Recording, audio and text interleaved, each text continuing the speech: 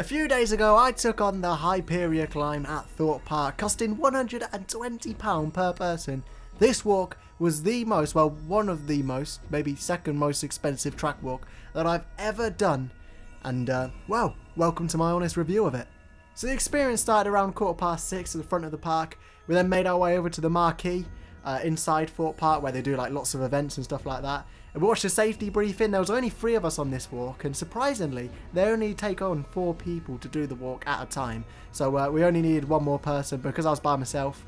Obviously, it's more common for people to go in pairs or, you know, in 4s or groups. But anyway, yeah, we had 3 people on this walk. We then made our way, once we watched the safety briefing, got our harness on, went over to Hyperia, where we got a little bit of behind the scenes. We got to see the trains being transferred to the maintenance bay.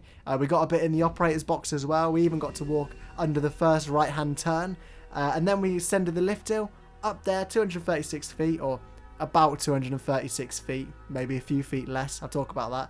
But then we came back down, and that was the end of the experience. And that's a quick summary. I'll go into detail about each bit of the climb now. The first bit that I mentioned, of course, was going in the marquee. I have to say, this didn't feel very welcoming. It was just like, watch the video, put your harnesses on, let's go. Whereas other ones that I've done, like at Alton Towers with Wicker Man, it felt very welcoming. Oh, welcoming, Wicker Man. Anyway, yeah, it felt very welcoming. They did a bit of introduction about themselves. There was no like introduction from the host. They just kind of just said, put your harnesses on. Whereas at Alton Towers, they were like, you know, explain a bit about themselves, how much they worked on the ride, how long they've been at Alton Towers for, a bit of history about Alton Towers and, you know, working there. But this one was just like, literally, get your harnesses on, quickly, let's go. Which was a bit of a shame because you paid £120, you would have thought it would have been a bit more welcoming, a bit more friendly. And other ones like, you know, Swarm and Wicker Man at Alton Towers are a lot cheaper than this. So paying £120, I think, gives me the right to an honest opinion about this. But yeah, then we walked over straight to Hyperia. We went up in the station, got to see a bit of the transfer, saw the engineers, which was a highlight for me, seeing what they do. And then we saw the train being put into the shed. We got to go in the operator's box for a few minutes as well, got to see that. We didn't get to touch anything or, you know, play the announcements, which I thought would have been a bit of a nice addition, considering we got to do that on Wicker Man and Oblivion. Seeing that this is quite a bit more expensive, you would have thought maybe you would have got to press something, but still, it was great to see the operator's box. From MACK rides. Oh, something just fell there. So professional. And of course, the main bit is walking the track. So we went outside the station, went underneath like the track and saw it. We didn't get to touch it, unfortunately, but anyway, we carried on. Went up, got all our harnesses on, linked to the thing, pulling the thing. If you've ever done one of these track walks, you know you have to pull that, you know, really annoying clip thing up the rope thing. But yeah, sorry, am I getting too technical on you? And yeah, anyway, we started the ascent. Obviously, we went up step by step. And, you know, slowly getting to 236 feet. We did have stops along the way to take photos, but it felt very rushed. It felt like quick 30-second stop, take some photos, quickly up. And that's the thing I think that kind of was the underlying thing for me about this whole thing. It felt very rushed, which, considering £120, I think it should have been a little bit longer. But anyway, we walked straight to the top.